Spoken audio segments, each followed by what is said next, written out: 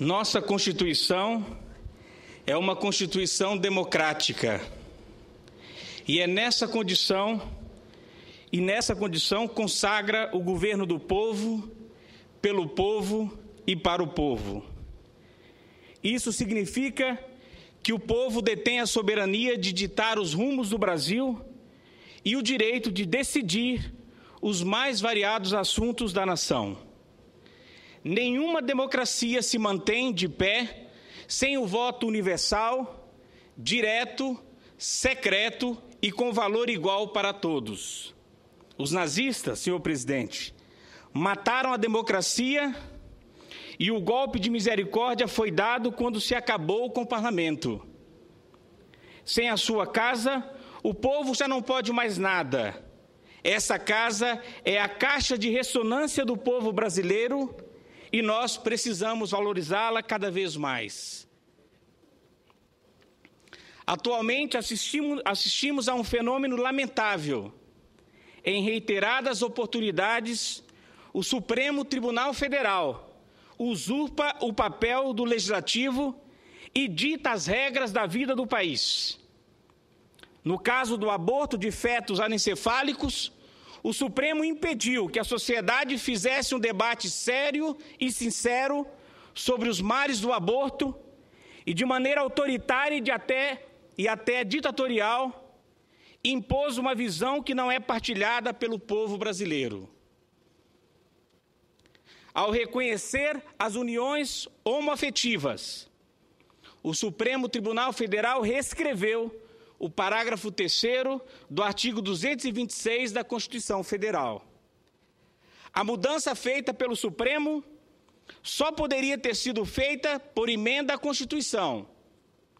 Isso porque a Constituição contém disposições tão fundamentais que nem mesmo a maioria simples pode alterá-la.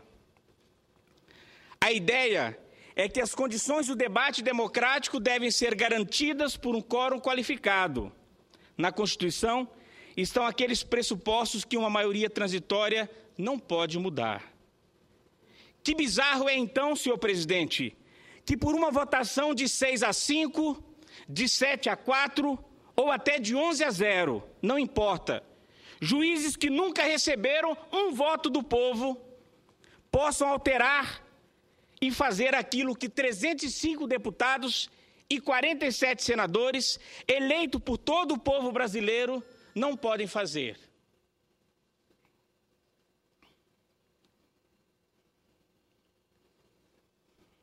Nas palavras do professor Dr. Marcelo Neves, professor da Universidade de Brasília, na espécie é clara a trivialização e a inconsistência no tratamento dos princípios constitucionais por parte do Supremo Tribunal Federal.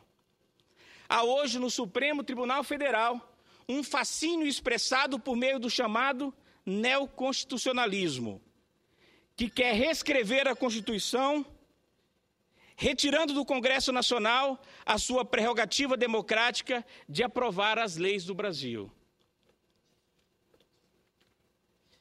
Nesse momento, precisamos aprender com a história, porque os princípios foram usados na época do nazismo para afastar as regras e as leis do parlamento e dar lugar ao autoritarismo oligárquico de alguns poucos. Hitler usou tribunais para fazer valer a sua vontade.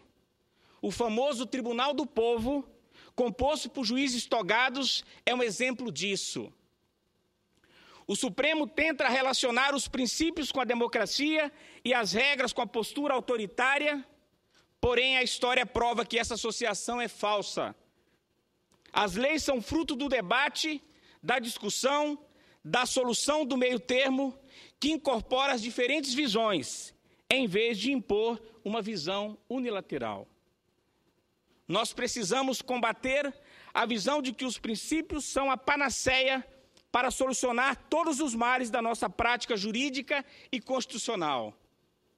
Porque a retórica principialista está servindo para o afastamento de regras claras e completas e para encobrir decisões orientadas à satisfação de interesses particularistas, o que usurpa a atribuição constitucional dessa Casa para representar os interesses do povo brasileiro. Todos sabemos, senhor presidente, que o nepotismo é algo a ser combatido. Eu próprio sou um ativo guerreiro dessa luta constante contra a corrupção, contra o desvio de dinheiro público e contra a improbidade. Porém, o Supremo não poderia tratar do nepotismo como ocorreu no caso da súmula vinculante número 13. A súmula, na forma como foi redigida, gera graves injustiças. Pelo que está escrito, 2 servidores concursados de um órgão não podem ocupar funções comissionadas nesse mesmo órgão. Com isso, até mesmo aqueles que têm muito mérito e entraram no serviço público pela porta da frente, estarão impedidos de alcançar funções de chefia. Será possível que os parentes, que são colegas de trabalho, terão que torcer pelo insucesso um dos outros? Além disso, o Supremo vem aprovando inúmeras súmulas vinculantes de maneira apressada e afoita, sem que ele sequer tenha julgado um número considerável de casos sobre aquela matéria. A súmula das algemas é um claro exemplo disso. O policial tem que ter autonomia para algemar o preso sem medo de responder a um processo administrativo ou criminal por essa conduta. A missão de legislar é do parlamento, o legítimo representante dos anseios populares. Nós somos o termômetro da nação, aquele que mede o contentamento e o descontentamento do povo. As leis precisam ser discutidas com prudência e de maneira aberta e transparente, senhor presidente. Há quem diga que o Supremo protege as minorias de uma ditadura da maioria. Nada mais falso que isso. O que nós temos hoje é uma ditadura de 6 ou de 11 ministros contra 190 milhões de brasileiros, enquanto o certo é permitir que os 190 milhões cheguem à decisão que acharem mais correta. O Supremo Tribunal Federal deu um prazo ao Congresso para alterar os critérios do Fundo de Participação dos Estados, o FPE, o que poderá gerar uma grave perda de orçamento para estados que precisam muito desses recursos. O Tocantins, estado que represento, é um desses. A Constituição Federal e o regimento interno do Supremo Tribunal Federal admitem a reclamação como instrumento capaz de preservar a competência da Suprema Corte e impedir a usurpação dessa competência. Poderá o ministro relator, liminarmente, em decisão monocrática, determinar a suspensão do processo em que se tenha verificado o ato reclamado e poderá ainda requisitar os respectivos autos. E o Congresso Nacional, senhor presidente, com seus 513 deputados federais e 81 senadores, de qual instrumento podemos lançar mão para preservar a nossa competência legislativa e impedir a usurpação dessa competência por órgãos do Poder Judiciário, de maneira especial pela Suprema Corte? A resposta é nenhum. O Constituinte de 1988, por mais visionário que fosse, jamais conceberia a hipótese de usurpação da competência legislativa do Congresso Nacional por órgãos do Poder Judiciário, como está a ocorrer hoje. Se o Supremo não entende o papel dessa casa, então precisamos ter meios de controlar os abusos decorrentes do indevido ativismo judicial.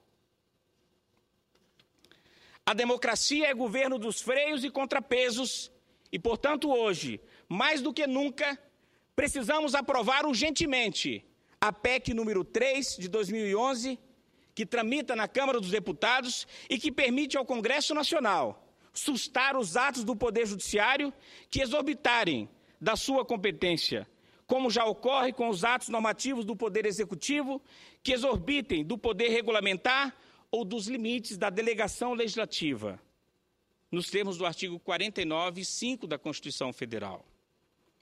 Em alguns países de primeiro mundo, os parlamentos têm a possibilidade de suspender os efeitos de decisões judiciais tomadas por cortes constitucionais.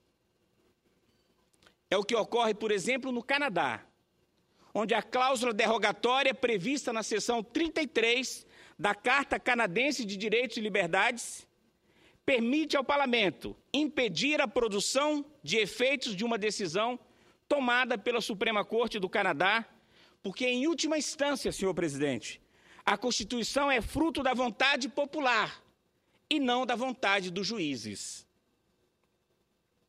Sem a aprovação da PEC número 3 de 2011, não teremos como fazer oposição à truculência do Supremo Tribunal Federal.